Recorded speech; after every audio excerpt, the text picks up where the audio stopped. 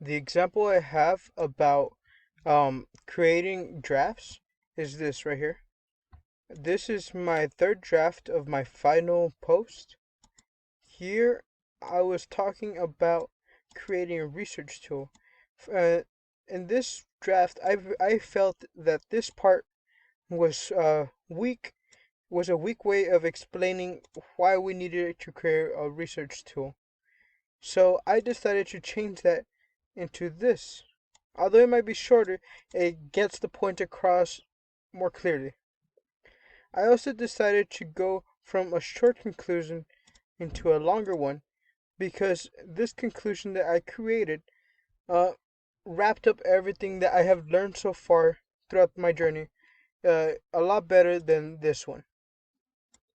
And I believe that in the future, I can use this knowledge when I need to write or compose a piece of literature that cannot have any mistakes. For example, I can use this knowledge when I am creating my resume so that I can write the best resume possible that would make me stand out, but at the same time reduce or have little to no mistakes in there because it is important to present myself. So I do not want to have any mistakes when I'm presenting about myself. And when the way I can use this for my class is when I am writing finals. It is very important to make sure that my finals are very well written and also that they have as the minimum amount of mistakes. So I think a draft will help me improve the quality of my work and will also help me reduce the amount of mistakes I make along the way, since I will be able to spot them uh, if I make more drafts. The second question deals with about what I have learned about how research works. Well, I have learned how to narrow down my research. In the past, I would copy and paste my entire question onto Google and hope to find my answers. I used to look and spend hours looking through multiple old and untrustworthy articles to try and find something that is related to my topic. In this class, I learned how to solve this because I was introduced to multiple search engines as well as websites that are specifically meant to filter unrelated or untrustworthy articles. I also learned that it is important to know the key points about your question. This is so that you can narrow down and change words so that if using one word doesn't pop up the results you want or any results at all, you can switch it out with another word, another keyword. What's it called? Uh, where researchers use that word instead of the other word. For example, um, for example, many researchers might not use the word talks. Instead, they might use the word communicate.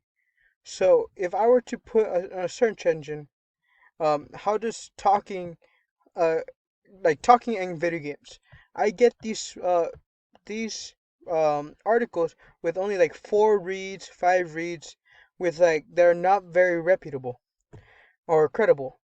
Compared to if I had put communication and video games, you can see that people are more likely to trust the source as they have read it more. You can see this one has 95, 25, and some even have near 700 reads and 25 citations. Um, it is just the fact that if a researcher is going to write an article, they're going to use a language that is better off and more appropriate. And you can see here, if I use different databases or places, I can find lots of information. And here is where I had actually found my my one of my sources. I had just put the the question I had into Google. Although it's not recommended, it does work sometimes. But I had gone through the process to go and check through it so that I can know that this source is actually trustworthy. But you can use multiple different places to find sources for your article. or for your research. So in the future, I can use this knowledge to help me find more information about my career. I can go more in depth using these search engines because they will provide me with higher quality articles that are usually written by professors or people with experience, or as well as people who are experts in their field. I also another thing I learned is that it is better to choose a topic you like rather than an easy one. In the past, I used to choose topics that were easy to find information on, or easy, or something easy I had already knew. Uh, I used to not care about my topic, but instead focusing on getting it over with. In this class, I learned that it is better to choose something you like, something that you will enjoy doing, because this will affect the quality of your work while doing it. If you wake up and you're like, I don't want to do this topic, I hate this topic, I already know about it, you're not going to be curious about it. You're not going to want to find more and more answers like I wanted to when I came up upon my topic now. It is easier to find, to work on something if you like it. So, an example of my classwork would be this. I enjoyed like doing rough drafts about this because it got me engaged on the topic. It started I started learning about it. I started knowing what I wanted to do with it. I was already setting up what I wanted to do my project on because I just really uh enjoyed listening about my topic. In the future, I can use this knowledge when I'm choosing things that I need to work on. If I choose something that I don't want to work on, like for example, if I choose a career that just pays better instead of interest me, I will not want to progress in that career.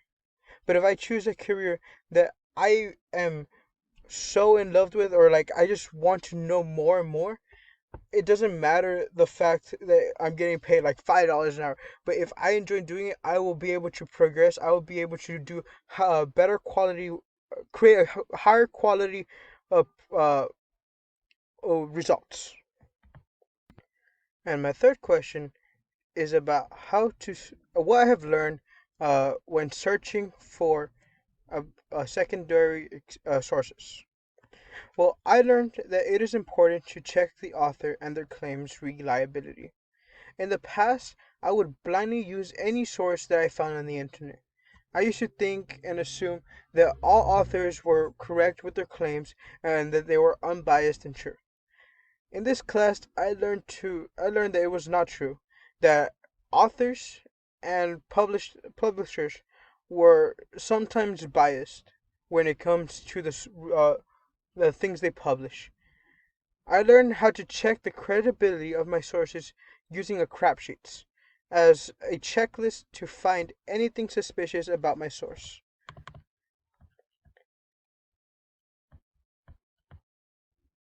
This sheet helps me check if, first of all, if my information is current. It makes me go through the articles and find out if it's trustworthy. So first I check if it's current, then I check if it is even relevant to my topic, or and if it's at my level to read, or and then it goes over the credibility of the source. First, it takes me to go through the authors, to do research about them. Like, are they credible to write about this? Are they even real? Um, it just makes you go down the list and check one by one to see how credible is my source. It goes over the accuracy of like where are these people getting their information. Um, can I verify that where they got their information is also true, or are they just making things up and just adding a link? Um, it also helps me find the purpose of this article. For example, if I were to just stumble upon an article, it can just be just to sell me stuff. I'm not gonna be able to benefit. especially doing my research from a article that just wants to sell me, let's say, fishing rods from the store, or sell me a license, or like sell me stuff. So I have to go through this sheet so I can filter out uh, unreliable or uncredible sources. It also makes me create a summary about what I had learned, or about the source, to make sure that I'm not just trying to like skim through it and just like, yeah, this is the source, right away, put it on, just whatever. What's it called? This crap sheet has saved me so much time because I don't have to go through the trouble of trying to find like a source and then find out last minute that this source is just full of bullshit, or just full of false information. And in this class, I had to do the same thing for all three of my sources to make sure that I had three credible sources that I could know that the information there is solid. In the future, I can use this knowledge to check the credibility of authors and their claims whenever I am reading articles about politics, or articles from the internet which I am not sure about, or from places I have not read before. Uh, this will help me know if my information or the article is even trustworthy. Another thing that I learned is that it is important to communicate the main ideas about a source. In the past, I would practically read my sources word for word when I used them in my papers. I used to focus on the overall source instead of the main important parts. I used to think that if I just said my source, it would be understandable to everybody. In this class, I learned that not many people want to watch a 30-minute YouTube video about sources. So I had to learn to cut back on my sources and keep the most important parts about it, uh, while making it, trying not to make it too short as to where it just just misses the entire point. An example of where I do this is in my YouTube video. Although right now there is no sound, I have to create a YouTube video that was, first of all, underneath 30 minutes, as you can see here, which it is, but at the same time, what's it called, went over each one of my sources and the main points. Uh, this source, what's it called, went over what the more important things I had to talk about, as well as trying to keep it relatively short. In the future, I can use this knowledge so I can summarize interesting articles that I read, so I can explain to my siblings, because they really enjoy learning about the stuff I read. My fourth question is about what I learned about writing a call to action for my audience. Well, I learned that it is important to know what you want your audience to do. In the past, I didn't even not know what a call to action was. I used to think that my assignment ends whenever I just find the answers to my questions. I had never thought about the importance of getting my audience to do something with the information that they now know. In this class, I learned that it is important to get my audience to act. Uh, Now that they know that communication through video games is beneficial. I learned that it is important to find an appropriate place for my audience to create change after they have gone through my research journey. I know that it is not very easy to get people to go the extra step, but it is best to put a place there in case if they do want to do the extra step. For example, here is the link that I left in my YouTube channel about a public Discord server which allows my audience to join it. What's it called? If they ever want to meet other people who want to communicate through video games. Here are the many servers that are available to the public that are filled with people who are interested in certain types of games. For example, here's the Ultimate Tournament Discord.